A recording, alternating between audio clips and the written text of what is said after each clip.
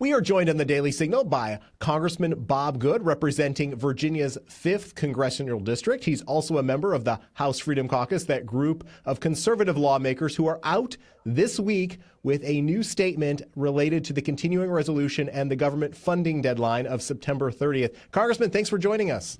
Great to be with you. Thanks for having me.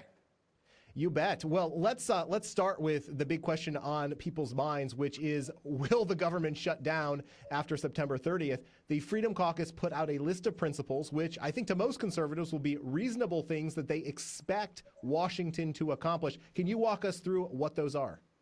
Yes, Freedom Caucus, we put out a position essentially saying we are committed to the spending cuts that were part of Limit, Save, Grow, which, as you might know, originated as Shrink Washington, Grow America. That was the Freedom Caucus position we put out before it was largely adopted by the House, which was a reasonable bill that had significant cuts and reforms to take a significant step towards fiscal stability that was passed with 217 votes out of the House.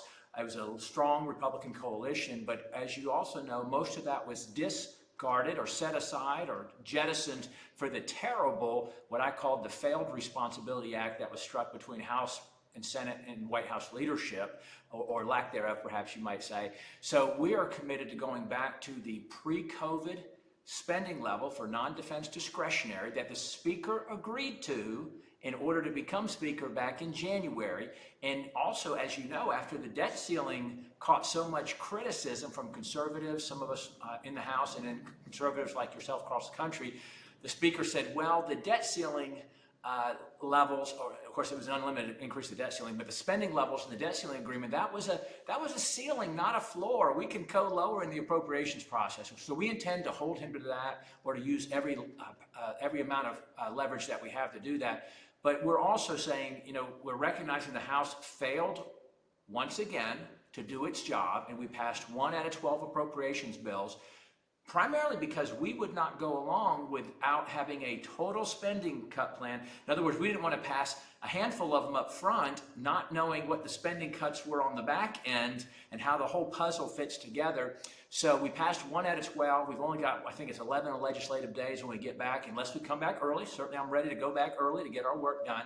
But if we don't do that, the calendar is really challenging. So what we were saying in response to the Speaker telling the conference, hey, maybe we need to have to do a CR or continuing resolution, is that if we're going to do that, we've got to get a win for the American people to do it. We can't just kick the can down the road 30 or 60 days. And really, we think 60 would be terrible, to kick it to December 1, and then the members on both sides are, oh, Christmas, we got to leave because of Christmas. Let's just do an omnibus. We've seen that play before, as you know. So we're saying we got to get a win for the American people. Number one would be securing the border, implementing H.R. 2, the bill we passed out of the House. We also would like to attack the weaponization of the federal government against its citizens, and the emasculating or the weakening, or I call the wussifying of our military at the hands of this administration. So we've got to get some wins, not for the Republican Party, not for Speaker McCarthy or the Freedom Caucus, but for the American people, in exchange for extending the time period for us to get our work done to pass the appropriations bills. Yeah, no, it all seems quite reasonable. It seems like they're issues that the American people care about. We consistently see border security and immigration as one of the top concerns on the minds of not just conservatives, but Americans who see it affecting their communities all across this country. So let me go back, though. I'm glad you began with the issue of spending. You were one of the group that held out and made sure that you secured some promises from Speaker McCarthy when he was running for election in January. So take us back to that moment and why it was so important for you to secure not only those commitments, but also reform to the process. You talked about the 12 appropriations bills. Conservatives have been frustrated for years that this gets wrapped up into a giant omnibus. It seems always days before Christmas, and then there's no time to review it. We're always left with a bad deal at the end of the day. Well, to clarify, and I just don't want to misrepresent, I was part of the 20, that was part of the 15 vote process, but I was part of that final 6 who never switched our vote to yes. So I wasn't directly involved with the negotiations or the agreement that was made by my friends who were part of the 14, but I was involved in the discussions with them, but not direct on the Speaker on that. But so I just want to clarify on that. I was one of those who wanted to see all the way through to ultimate leadership change. However, what January was about was when Republicans have had majorities, let's say over the last 15 years or so, every major piece of spending, or every major spending legislation, every major spending bill was passed with predominantly Democrat votes.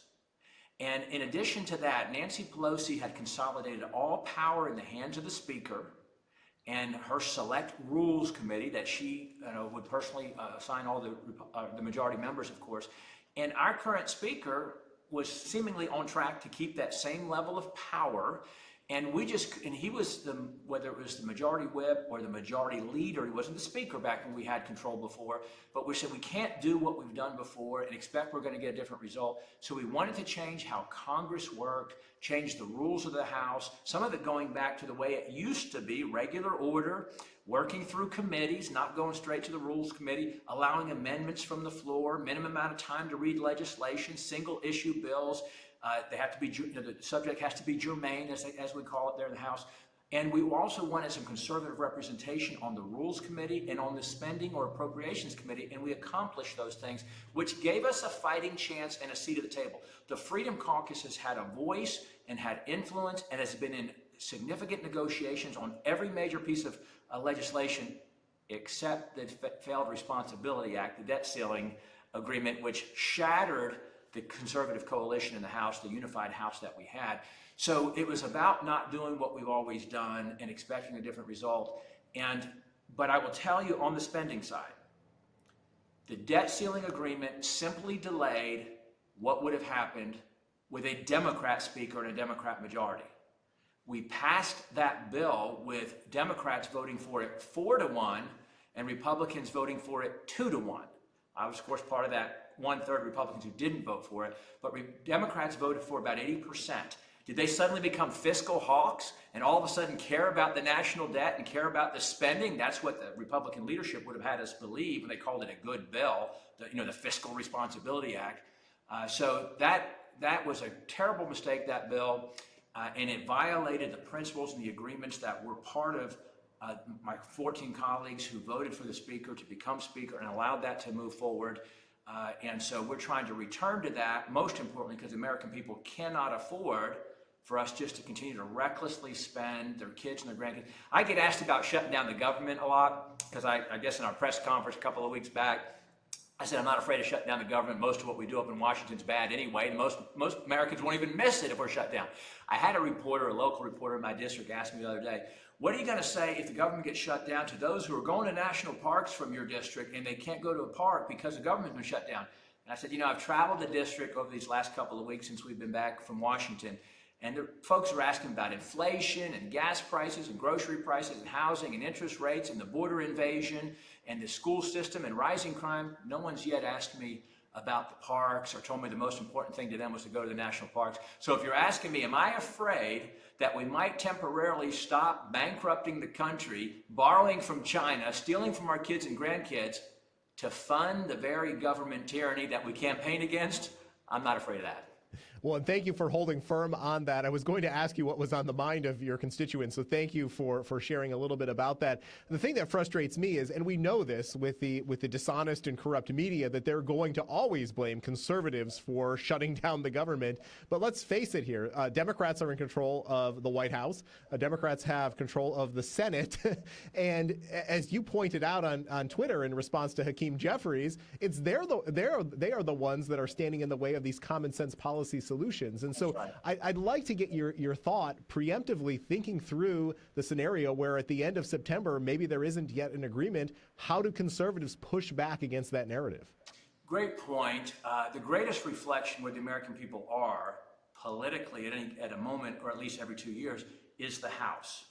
As you know, it's not the White House. That's every 4 years. We have an electoral college, which I obviously support what the founders did with that. The Senate's not proportional by population. It's 2 per state. But the House is every 2 years. It's proportional by population. Everybody has, essentially an equal voice. And the American people gave us the majority. We ran on fiscal responsibility. So the American people are behind us. I think people are aware at an unprecedented level that spending impacts their lives because they're feeling the 40-year high inflation. They're seeing the Fed respond with the interest rate increases, which are crushing them. The average mortgage costs $1,000 a month more for interest than it did when this gentleman became president 2.5 years ago. So the American people are suffering, and I think they're realizing we can't keep doing what we've done. So I think we're ready to withstand that. I think, to your point, how do we handle that? We're going to get blamed by much of the media, of course, but most Americans, unfortunately, are conditioned not to trust most of the media anymore. And that's why I do think it's important for us to get a win for the American people in exchange for kicking the can down the road. We can't be afraid of using the leverage of House control. We can't be afraid of shutting the government down. And I have been calling on the Speaker. This led into the Failed Responsibility Act after Limit, Save, Grow to do this. I'm calling on them again to do this, to stare down the Senate, to stare down the White House, to be a historic transformational speaker that for once in modern times allowed Republicans to win because we forced Democrats to cave instead of Republicans to cave. What would happen if the House simply said no? The House simply said no to the Senate and the White House. And, you know, however long it takes, we're going to cut spending. We're going to put fiscal reforms in place. We're going to change the policies that are hurting the country, which I will say, because I would argue most of the Freedom Caucus influence, but the policies that are in the spending bills that have been marked up are significantly reversing the harmful policies the American people are suffering under. So it's good policy in there. Now, we got to hold the ground on those because Senate's not going to like it, the White House not going to like it. But what if the House simply said no and refused? I think the Dems are more addicted to government and to spending than we are, and I think we could outlast them. And you have to have walkaway leverage. You have to be willing to say no. You have to show them that you mean business, have nerves of steel, a spine of steel, and we haven't shown that in many, many years. Yeah, no, the American people sent you there, I think, to say no. We can't continue to go down the path that we have. We have uncontrollable debt in this country, and frankly, it's up to conservatives to hold the line. Let's go through those three policy issues that you talked about earlier. So the first one is the Secure the Border Act, obviously a monumental piece of legislation that the House passed earlier this year. Walk us through what that legislation does. What can the American people expect to see change as a result of that? Yeah, in simple terms, it codifies into law the effective policies and more that President Trump was applying. President Trump's actions that were largely securing the border, we had the most secure border in decades, and as you know, had largely reduced illegal immigration.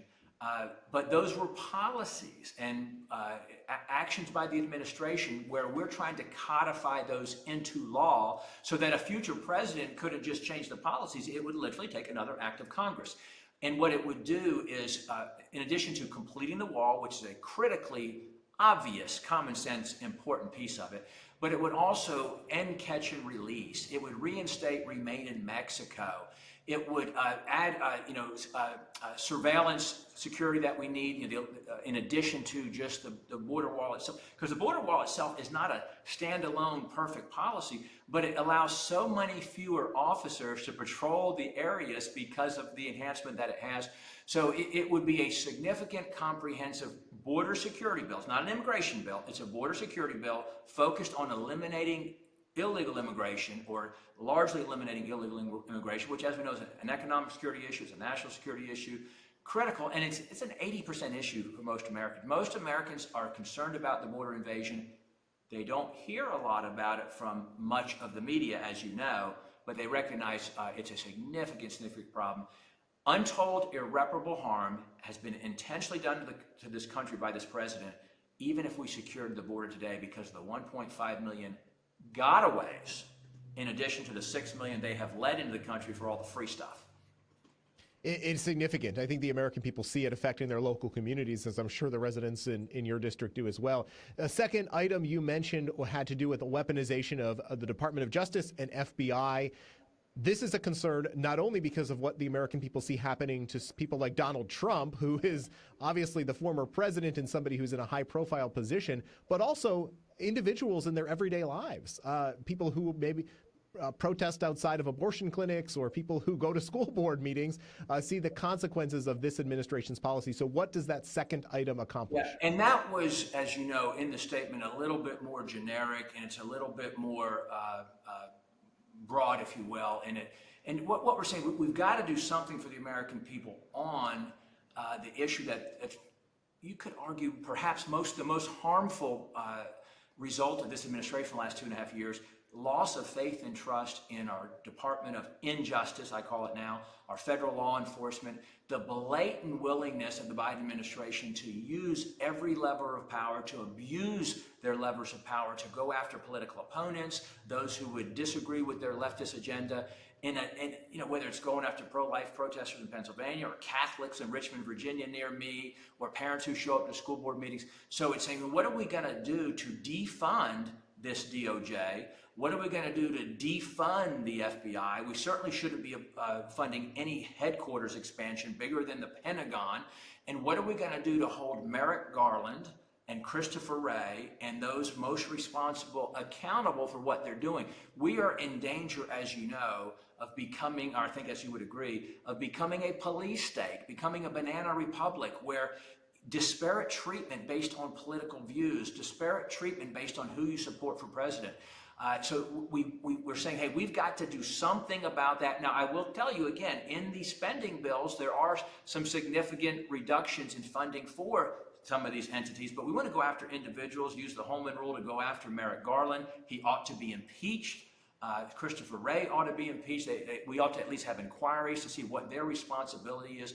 They'll claim everything that you identify. Oh, this was a one-off. This was an accident. This doesn't represent the department as a whole. Hey, we didn't know about this, and once we found out about it, we stopped it. So we want to use the power of the purse to limit their ability to harm the American people. Let me ask you this, third and finally, on the woke Pentagon. I've done extensive reporting on Senator Tuberville's effort in the Senate. I know you are a big supporter of his hold on Pentagon nominees, those who are facing the prospect of a promotion. Just the Daily Signal has reported on not only the issues related to the Pentagon's abortion policy, but also their embrace of woke DEI CRT related agenda. So tell us what is going on at the Pentagon and why you are so concerned about the warfighting capabilities and readiness if they decide to keep going down this path. Yeah. We have to have the stomach or the resolve to follow through and to not just slow things down and sort of hold the line and not allow the advancement of the radical leftist policies that have reflected the previous 2 years, but we've got to go on offense and reverse those policies. And so the Pentagon and the Defense Department is a great example of that. And once again, one of the terrible harms perpetrated on the American people is the weakening of the military. And it begins with the commander-in-chief, who has told the military, and when he first became president, and repeated many times over, that the greatest threat to the country is climate change, and that their focus should be climate change, and that everything's going to be viewed through a climate lens. And so we have defense policies that are impacted by the effects on the environment and climate, not force readiness, not lethality, not most effectiveness, but climate. Things like forcing our military vehicles to move towards electric vehicles, to have sustainable fuel for our planes. Can you just imagine China and Russia and Iran and North Korea doing that, or what they might think? Hey, let's have a timeout in the conflict. We've got to recharge our vehicles because we've run out of power, or the grid in the country that we're in won't sustain it. So we've got to eliminate the climate focus. We've got to eliminate diversity for the sake of diversity. We just need to have a colorblind policy. As you know, the military's been decades ahead of the country, going back historically to being a merit-based system that focused, again, on readiness and effectiveness, kind of like athletics. Athletics and the military were kind of out front on that.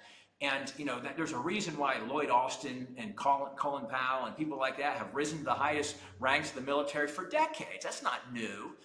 But we also have to reverse this hyper-focus on LGBTQ policies, funding for transgender surgery in the military, reversing, frankly, violating the law and reversing policy with funding of abortion in the military. Thank God for Senator Tuberville. It's amazing with the NDAA, that's an authorization bill, but a couple of months ago, we took a big step as a House with putting good policy in there, and the media and the left, the Democrats said, oh, you're making a culture issue of the military. No, we're ending the culture war that the left perpetrated over the last couple of years, and we're going back to the policies of a couple of years ago and to focus on readiness and effectiveness. There's a reason why recruitment is down. And what we also want to do is restore, not just end the policies of kicking out military members for not getting a vaccine, which we thought might be over for a while. It looks like it might be coming back with this new COVID claims. But kicking out members for getting a vaccine, we can't just end the policy. We've got to restore and make whole those who've been damaged in terms of retirement, benefits, back pay, and those sorts of things. And so we want to do that as well. We've got to get our recruitment up by changing the focus. Thank God for Tommy Tuberville, separately but related, as you know, for taking that stand, as you noted, on life. And I'll just add one last thing. This phony false claims that it's affecting readiness because of what he's doing. First of all, the Senate could confirm these appointments one by one if they wanted to, but they don't want to do the work. They want to do them all together by unanimous consent. And secondly, it doesn't impact readiness. You've already got people in place who stay in place until the replacement comes, so there's no harm there. Or you take in individuals and you put them in place without, they begin to do the job without the official increase in pay or the extra. You got a 2-star doing a 3-star job. He hadn't gotten his 3-star yet because he hasn't been confirmed. But then impact readiness. You're going to tell me the military doesn't have the personnel in place to be ready right now without these promotions and these extra pay increases? And thank God for Senator Tuberville for standing strong. He's been supported by Senator Marshall and by Senator Lee, who stood beside him there. And a number of my House colleagues and I have went over to the Senate to cheer him on when he's given those speeches in support of that righteous position. Well, thank you for that. And the other thing to remember here is these are high-ranking military officers. Right. There's approximately, I think, 300 of them. And the dishonesty, not only on the part of those on the left who make these outrageous claims, but then, again, my criticism of the media, which just carries it verbatim and seems that they're intent on undermining and attacking Senator Tuberville at every turn. So, Congress, go ahead. I may add, sadly, many of them, too, are representative of what's wrong with the new military and the Biden administration. And these are hyper-woke, hyper-leftist individuals who are part of promoting and pushing and advancing the policies that are undermining the military. So I'm not in a hurry to get them in place anyway. That's true. That's true. Congressman, one final question for you. Two-parter. Number one, what sort of reaction have you heard from House leadership, specifically Speaker McCarthy, on the Freedom Caucus's official position? And secondly, what can the American people, what can the conservatives who are listening to this interview do over the coming weeks as this debate heats up? Well, let me do the latter part first. What individuals can do is reach out to their member of Congress, especially if it's a Republican, and demand that they cut back to pre-COVID level spending, demand that we don't do a unconditional CR that just kicks the can down the road without getting any wins for the American people, demand that they not vote for an omnibus if that comes up in December, demand cuts in spending, demand they join what the Freedom Caucus is doing. As it relates to Speaker McCarthy, I think he wants to find a path forward. I think he wants to find a way to work together. But he has a binary choice. He's either going to have to work with the Democrats to get Democrat votes to maintain the status quo, or he's going to have to adopt the conservative position that we ran on as a House last fall, and then stand strong and force the moderates who said that he had to be Speaker and only he could be Speaker and they were behind him. He's got to tell them he needs their support so that he has our support too, and pass a conservative bills, I should say, with these 11 appropriations bills that do keep the commitments that were made back in January, keep the Republican coalition together in the House, and force the Senate and the White House to adopt our positions. Congressman, you reminded me of one thing. There's another proposal out there from the Biden administration to send $24 billion to Ukraine, and they're trying to tie that together with emergency disaster relief here in the United States. Your thoughts on this proposal? Well, that represents what's wrong with Washington, as you know, that you're going to hold hostage one vote for another vote. As it relates to Hawaii, quite frankly, that's a reflection of climate policies that have caused those fires. People are literally dying because this climate environmentalist extremism that's going on, in the name of anti-reliable, affordable energy. And we ought to help the people in Hawaii, perhaps, but we ought to do it by taking away maybe it's funding for the IRS, or maybe some of the climate funding. So we ought to take it from, not borrow the money, not further exacerbate our spending problem or our deficit, but take it from something else. Secondly, we ought not to be holding one vote hostage to another, or those are not germane. There's, emergency funding for Hawaii has nothing to do with Ukraine. I'm against additional funding for Ukraine for a number of reasons. I don't think it's our national security issue. I don't think that we ought to be leading NATO in Europe and carrying the lion's share of it. I don't know what the exit strategy, I don't know what the result looks like. I don't know what the limit of U.S. involvement is. We don't have accountability for the $113 billion or so that's already been sent there. We have to borrow the money that we do send there. We've got our own national security issues. We've got our own weakened military issues. Why would we continue to exacerbate our own problems by sending resources to Ukraine? Congressman Bob Good, thank you for your leadership in Congress. You can follow him on Twitter or X at Rep. Bob Good. Be sure to check out there not only his stance on all of the conservative issues, but his leadership there at the Freedom Caucus, which put out this official position just this week. We appreciate you joining the Daily Signal, sir. Great to be with you. Thanks for having me again. Take care.